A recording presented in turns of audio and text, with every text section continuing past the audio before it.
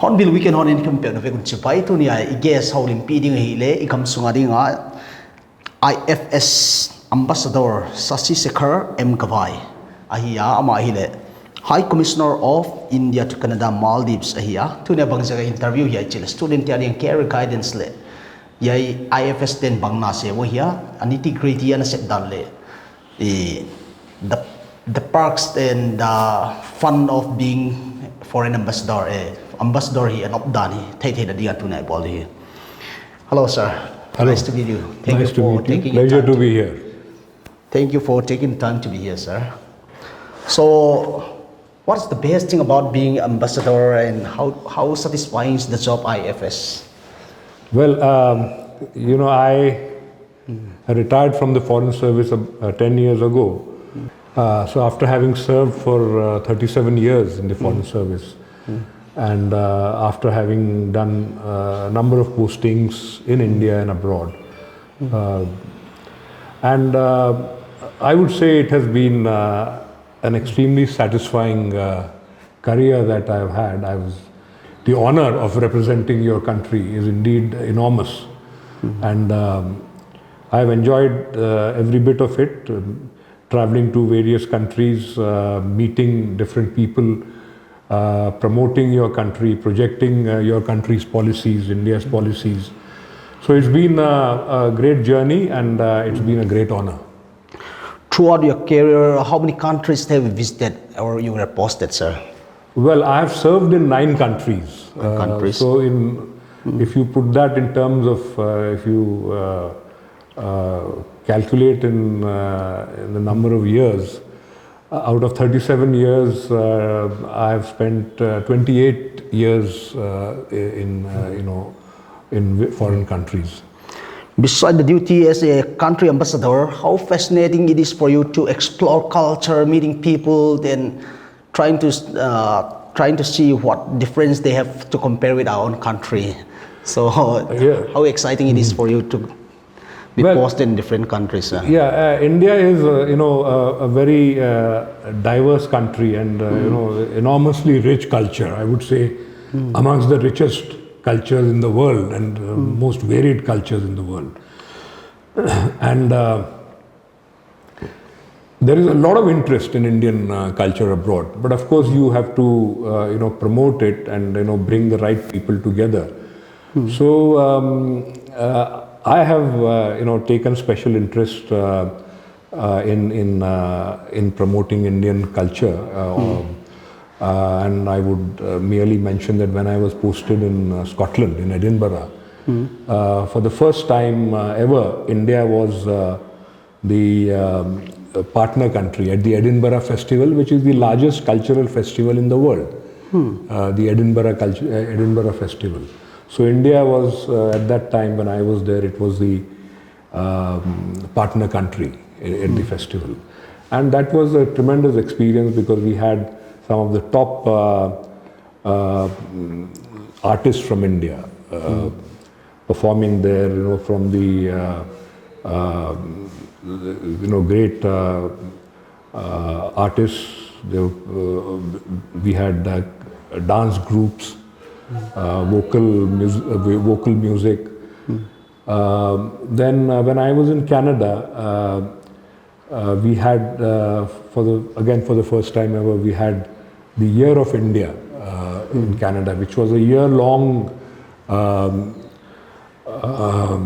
festival of India, and where we had a number of cultural groups coming in, but also it was not just about dance and music. It was also about scientific seminars, educational cooperation seminars, talks on various subjects which would be of interest to Canada and Indo-Canadian relations.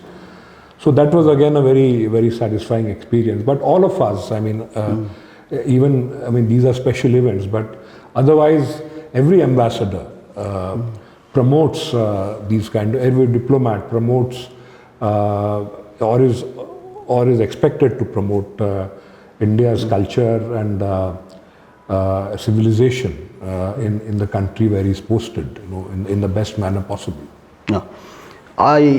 Looking at your profile, I can see that you have been to Indonesia as well.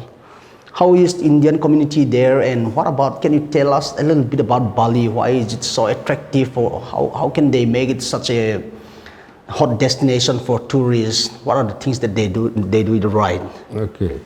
Well, the Indian community in Indonesia falls into two categories. One is Indians who have been there for maybe 2 generations or even 3 generations and are Indonesian citizens. And they are there, they are doing well, they are in business mainly. And then there is the other category who are expatriate Indians, and they are running companies there. They are business executives mainly.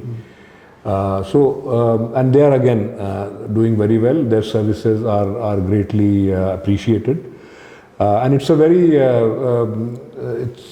highly respected community, the Indian community in Indonesia. Coming to Bali, well, Bali is a hotspot tourist destination, as you know. They get far many more tourists than the population of the island. And there again, they have leveraged the culture there very well. It's a Hindu island, Hindu culture there, and it has its own kind of specialities and its own flavor. And they have their dances. The Balinese dances are there. The country is beautiful. The island is very green. But the interesting part is that they have made very good use of their resources. They have developed infrastructure there, because that is very important for tourism. And they are, of course, in an advantageous position because Australia is not so far. So a large number of Australian tourists come there. And but not just from Australia. Tourists come from all over the world. But it gives them a certain advantage to be in a fairly strategic kind of a place in terms of tourism. And if you go there, they have made a very conscious effort to develop their infrastructure in terms of hotels, their connections, airline connections. They are connected to almost all parts of the world by air. So they have done very well, and I think this is something which is very important: connectivity and infrastructure. You see, you have been traveling a lot, so even now you are coming as a tourist in Manipur. So what are the things that fascinates you about coming to Manipur? What are your bucket list places to visit, and what fascinates you? Well, I mean, this is my first visit to Manipur, and I'm fortunate because my former colleague, Ambassador Khankup, who is a distinguished Manipuri, he was here, and I contacted him because I was interested in seeing Manipur. I'd heard a lot about its rich culture and its natural beauty. So we came in only yesterday, and we saw a bit of Imphal. I saw a bit of Imphal. And I was quite impressed by this very unique concept that you have here of these markets which are being run by women, and I think that is a good way to kind of promote empowerment of women, and that was a very interesting experience. But the Kangla Fort was closed yesterday, so because it was a Monday. But we hope to see much more of that. I'm going to Loktak Lake tomorrow, and the game sanctuary which is adjacent to the lake. Then the INA monument is of great historical interest for me. That I'll be visiting later this afternoon. The lake again is a unique thing, in India. It's a unique natural wonder, I would say. So, and I believe even the sanctuary there's something very unique about it, because it is the only sanctuary on water. I think floating water. So I think these are great assets that Manipur has in terms of developing your tourism and attracting more visitors, because I believe that tourism really is the way to generate more employment, because you create one hotel and you create more than 100 jobs in one hotel. So it is really a way of generating employment on a large scale. And I'm sure Manipur has the potential with your classical Manipuri dance, very rich in culture. And we saw the famous art gallery yesterday in Manipur. That again is, I think it's a unique record of Manipuri history and cultural traditions. So with all these advantages that you have in Manipur, I see no reason why tourism should not get a major boost here. I believe flights are increasing now, connectivity is increasing. More hotels need to come up, perhaps, good quality hotels. And I think a little more, promotional work would be very useful. Promoting Manipur, in other states in India and even outside India.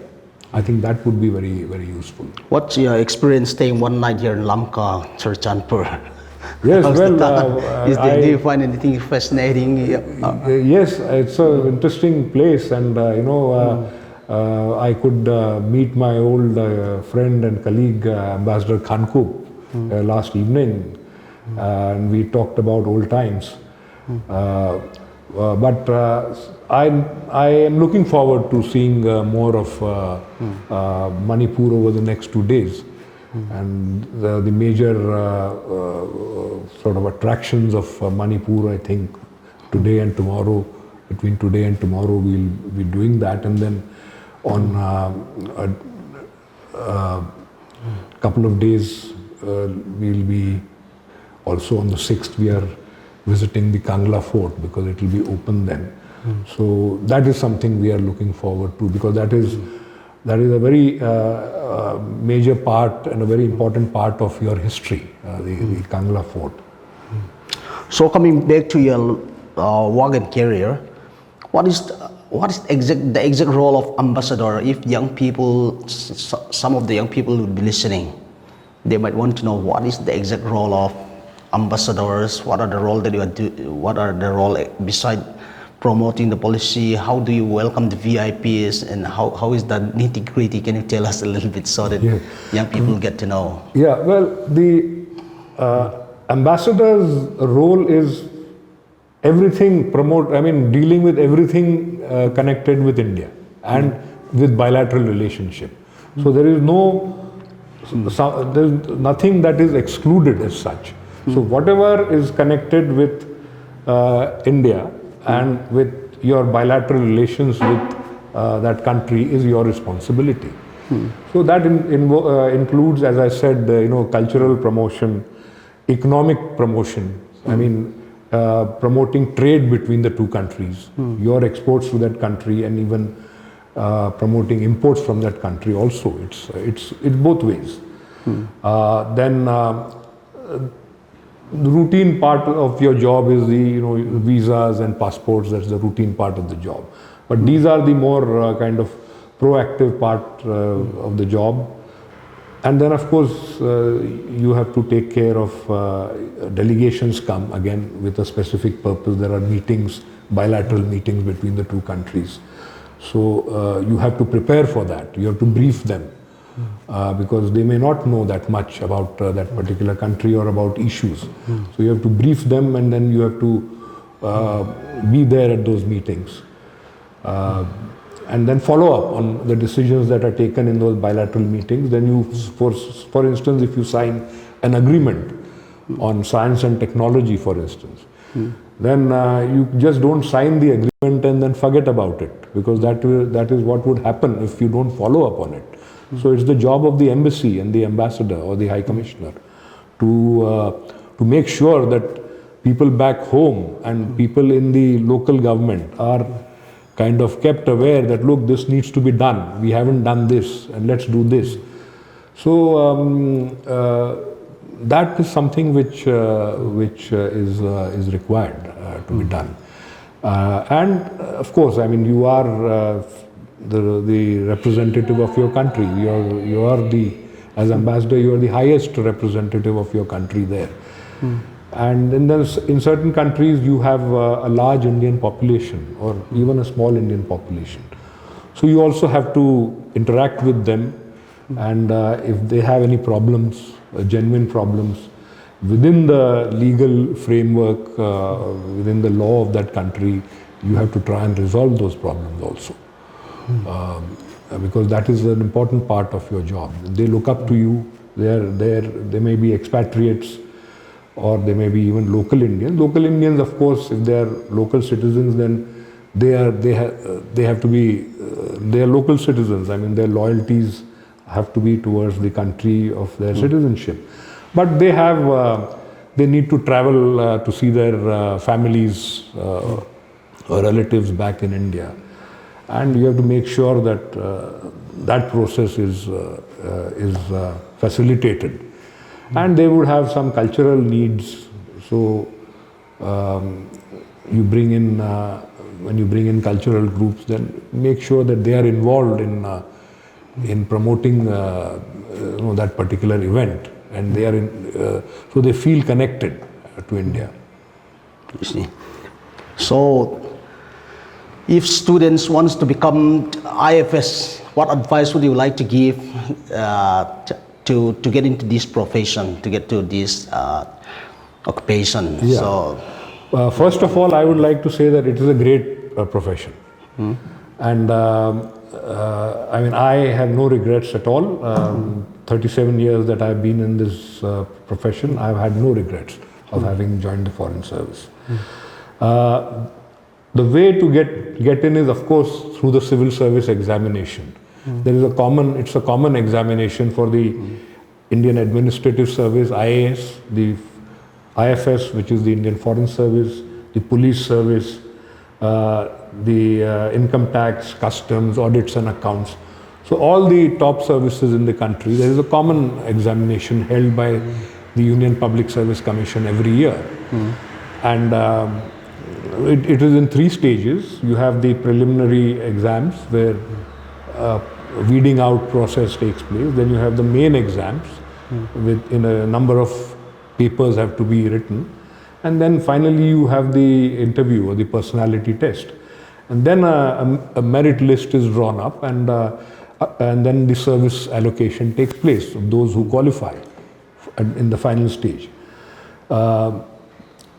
It requires a lot of preparation, because it's not easy, I would say. You need to work hard, and you need a lot of focus and a lot of dedication, because 1 million, that is 10 lakh people apply for about 700 jobs every year. 10 lakh people fill in the application form. Out of that, about half appear for the preliminary examination. that is 5 lakhs, appear for the preliminary examination. Out of that, about 30,000 or so write the main exam, qualify for the main examination. Out of that, about 1,800 or 2,000, that is for one job, 3 people are called for the interview. And then finally, depending on the number of vacancies, 700, 800, 900, whatever numbers are selected finally. So it is a process of elimination, and it is a tough examination, but I think if somebody is determined, I think he has a good chance of making it. Thank you so much for sharing us your experience. Thank you for coming and visiting. Thank you, it's been a pleasure. Manipur. I hope and pray that you will be enjoying seeing places, and also make sure that you are visiting this side of Churchanpur where there is Kugadam there. The green hills, the lofty mountains are so beautiful sight to watch. Yeah, no, it's a great place to be, and I'm very happy to be here. Thank you very much. Thank you, sir. Oleh tu aban I hope ini hile ambassador Dinesh Kumar Jain ya ama hile gam tom posting te Kathmandu, Vienna, Thimphu, New York le Brunei, Tanzania, Mexico, Guatemala le Belize chite ya to aban ai ama hi lunghut hoina ma mai le associated with coaching of civil services candidate think tanks chia hi ba ya hi to in hi ama I hope ini. Hello sir, welcome to the show. Hello, thank you. So, what fascinates you to come to Manipur? Well, I believe you had an interview with my friend Ambassador Gavai. He was coming here, and I said I'll like to come along because I have wanted to come to Manipur for a long time. I see. To see the Loktak Lake and Sengai, and there are many other attractions of Manipur, culture, Manipuri dance.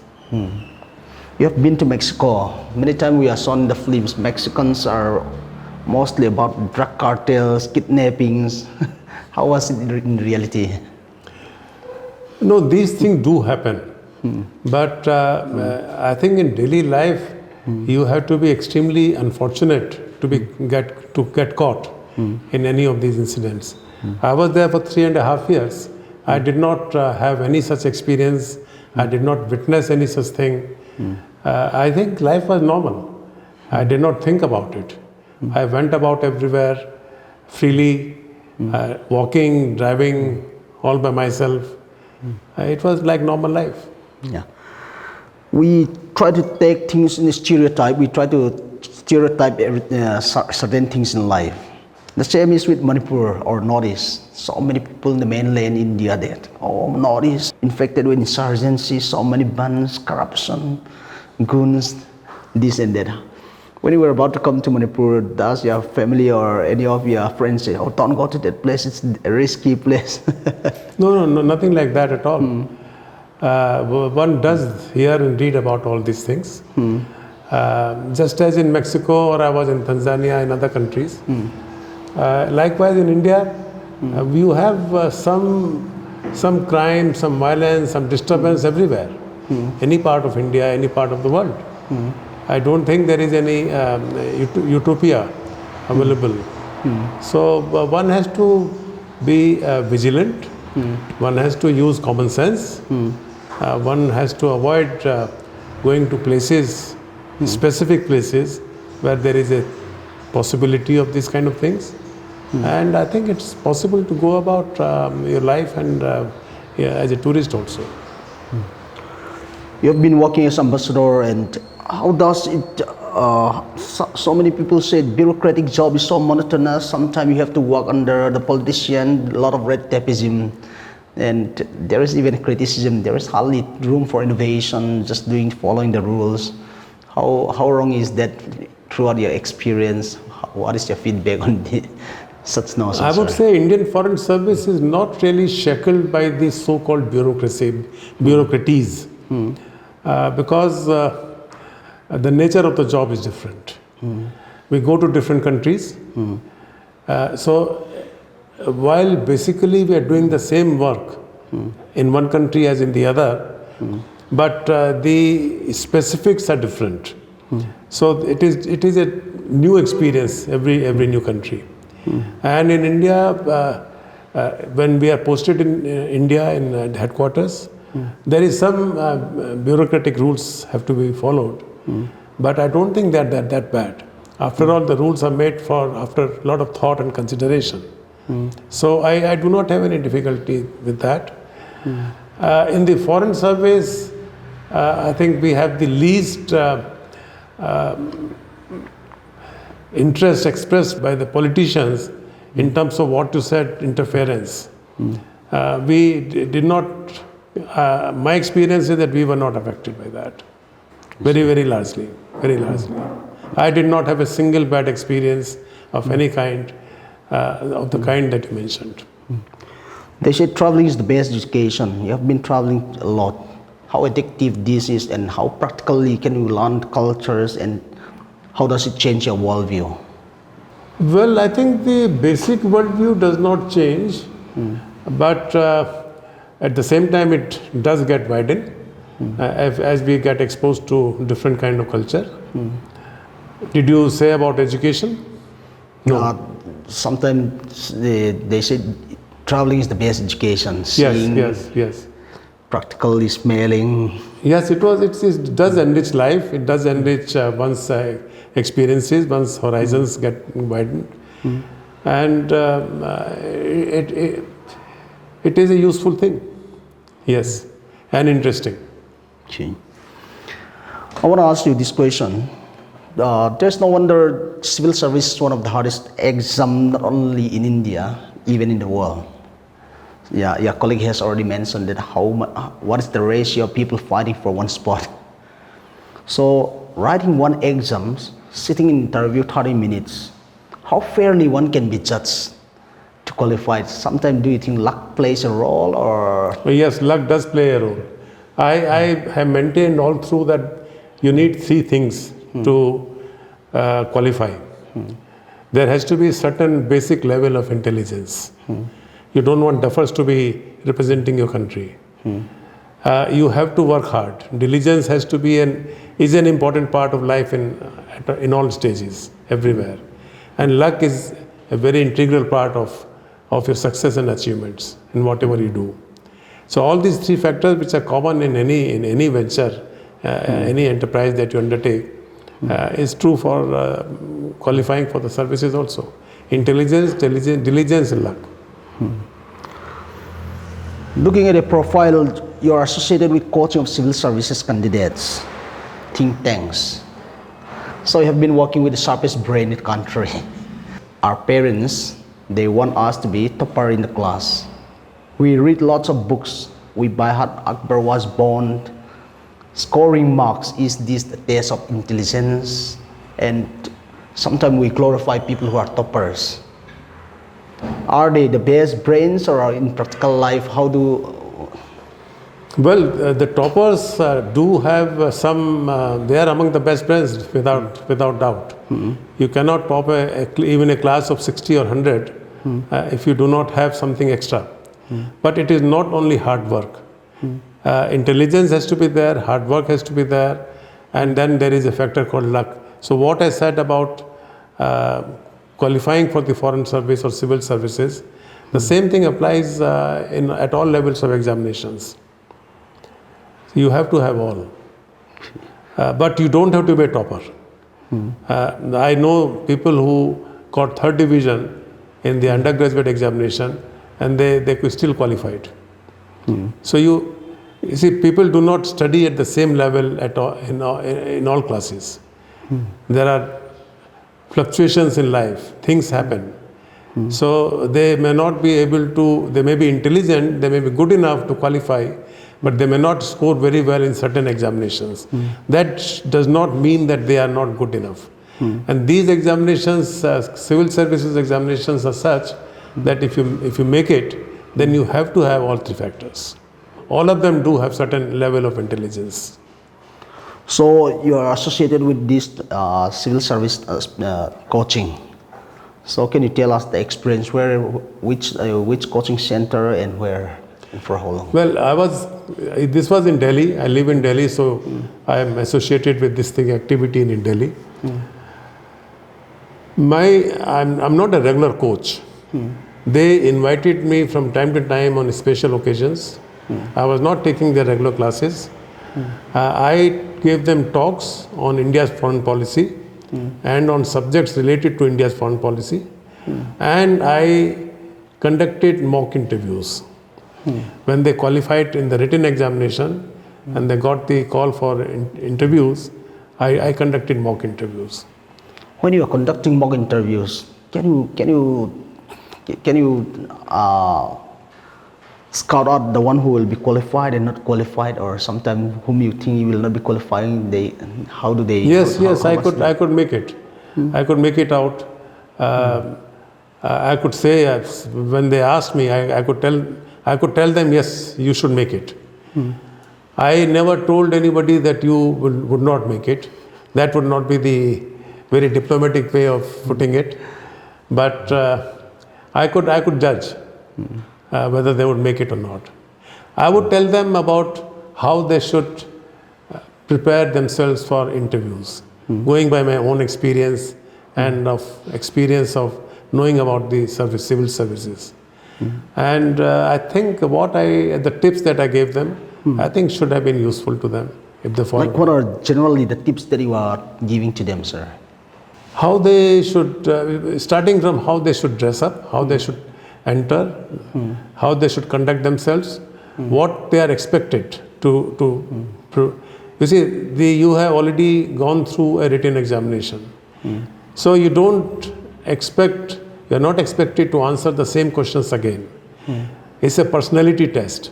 They test your personality, how you deal with situations, how you deal with questions which you can answer or not answer, and what is the range of your general knowledge and your interests. And they ask you questions on those. And it depends on how you answer those questions.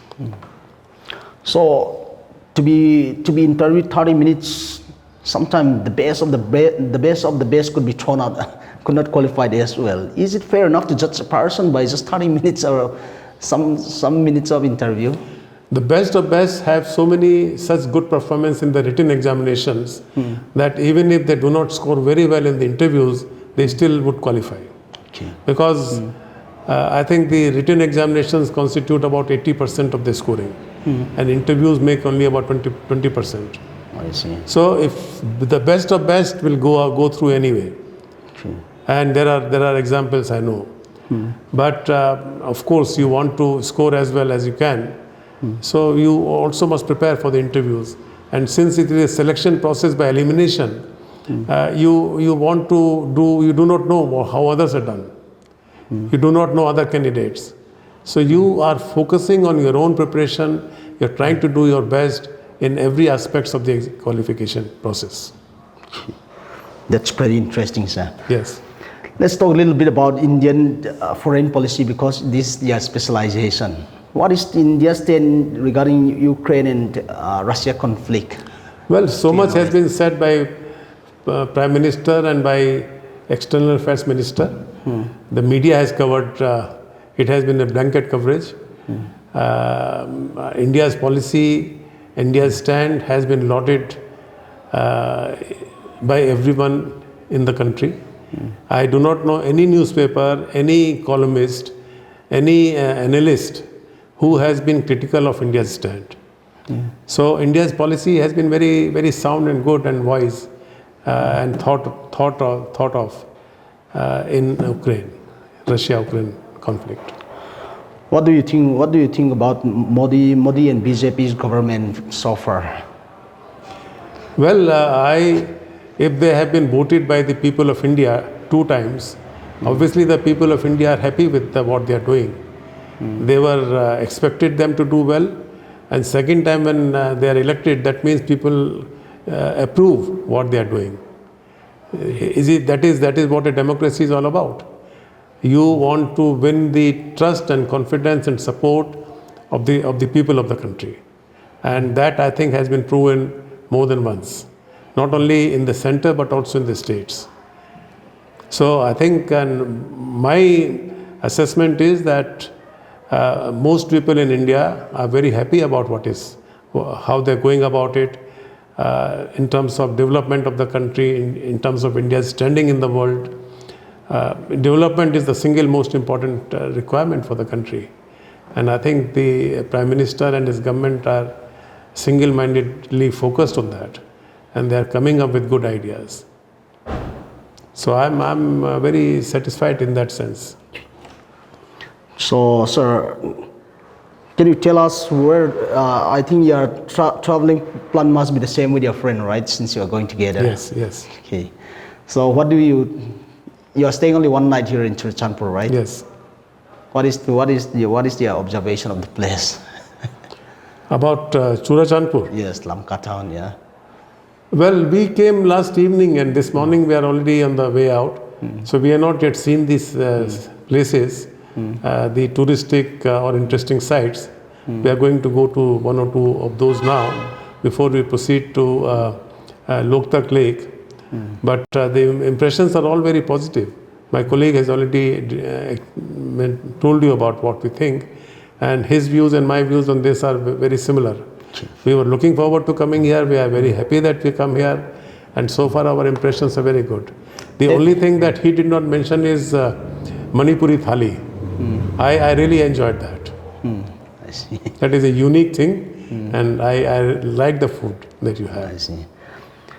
Have you been to any of the northeast states besides Manipur? I had been to Assam, Meghalaya, and Sikkim earlier. And this time we have just been to Mizoram before coming to Manipur. What's your impression about Mizoram? Oh, Mizoram is doing very well. I like the state. We traveled around there.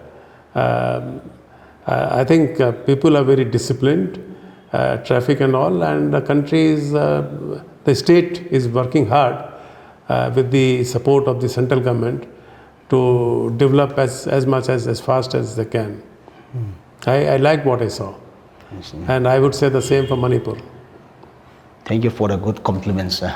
So thank you so much for your time, sir. Thank you very much. It was a pleasure. Enjoy your trip. Thank you so much for sharing lots of insight for the students who are aspiring to be a civil servant. And this should be inspiration for them. And thank you so much for the wonderful tips that they have given you. Thank you very much. Thank you, sir. On bill weekend on Intezo, Siatuan, he local dialogue, the Kyo Taste, Sabah, Sabam Taylor, Tiadini, translation done, Umsia in Alizong, Ammi Hill, student Tiading to another, a career guidance, a native Hitunia, Ikamusunga, exam sang pen civil servant at the end. Ambassador ni Kyo Pitawa, Tammi ko Hang Tate license Tiading to an Aya, Tam Naparahi. Lesson na hila zilding tips le advice ki gentein anazil khiateri kinema tu na ding weekend hon tam tan peita comment section lang bangai dan ni we ki ko weekend hon into tezo se to ki pa tho kang ya na he